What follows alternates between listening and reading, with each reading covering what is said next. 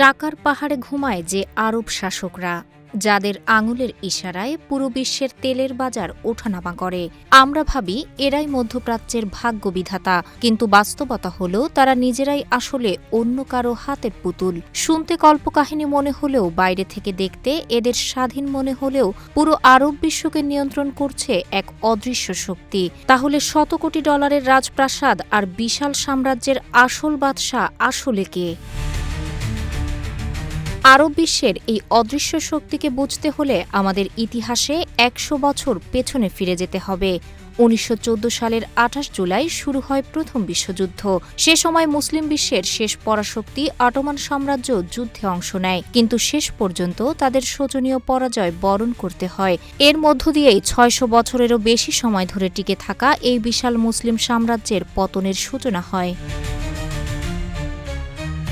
ঘুণে ধরা অটোমান সাম্রাজ্যকে শেষ করতে আটঘাট বেঁধে নামে ব্রিটিশ গোয়েন্দারা। ১৯১৬ সালে আরবরা অটোমানদের বিরুদ্ধে আরব বিদ্রোহ শুরু করে। এর ফলে ভেঙে টুকরো টুকরো হয়ে যায় অটোমান সাম্রাজ্য। যুদ্ধ শেষে ব্রিটেন ও ফ্রান্স তাদের প্রতিশ্রুতি ভঙ্গ করে সাইক্স-পিকো চুক্তির মাধ্যমে আরব ভূখণ্ড নিজেদের মধ্যে ভাগ করে নেয়। তবে সরাসরি শাসনের বদলে তারা অনুগত আরব শাসকদের ক্ষমতায় বসায়, যারা তাদের তেল ও ভূরাজনৈতিক স্বার্থ রক্ষা করত। এরপর থেকে ক্ষমতায় থাকা আরব শাসকেরা ছিলেন কেবল নামমাত্র রাষ্ট্রপ্রধান, আর অদৃশ্য ছায়ার মতো মধ্যপ্রাচ্যের রাজনীতি পরিচালিত হতো বিভিন্ন গুরুত্বপূর্ণ স্থানে গড়ে তোলা ব্রিটিশ সামরিক ঘাঁটির শক্তির জোরে। ইতিহাসের সবচেয়ে বড় শিক্ষা হল, ক্ষমতার চাকা কখনো এক জায়গায় থেমে থাকে না। দ্বিতীয় বিশ্বযুদ্ধ তারই বড় প্রমাণ। যুদ্ধে বিজয়ী হলেও বিপুল ক্ষয়ক্ষতিতে ব্রিটিশ সাম্রাজ্যের অর্থনীতি ও শক্তির ভিত্তি ভেঙে পড়ে।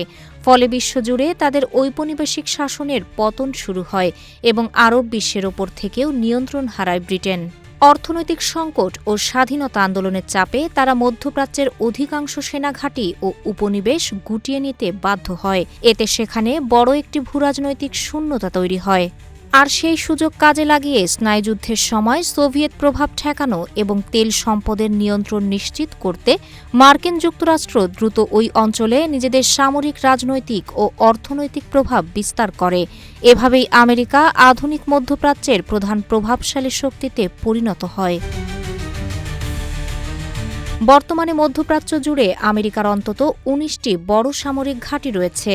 অনেক বিশ্লেষকের মতে এই সামরিক উপস্থিতি অঞ্চলটিতে যুক্তরাষ্ট্রের প্রভাব ধরে রাখার অন্যতম ভিত্তি। এর বিনিময়ে মধ্যপ্রাচ্যের তেল সম্পদ ও জ্বালানি বাজারে ওয়াশিংটনের প্রভাবও দীর্ঘদিন ধরে বজায় রয়েছে। আর এই প্রভাবকে চ্যালেঞ্জ করার পরিণতি কতটা ভয়াবহ হতে পারে তার উদাহরণ হিসেবে প্রায়ই ইরাকের সাদ্দাম হুসেইন ও লিবিয়ার মুয়াম্মার গাদ্দাফির পতনের কথা উল্লেখ করা হয়। তাহেরা আক্তার, রূপালী বাংলাদেশ।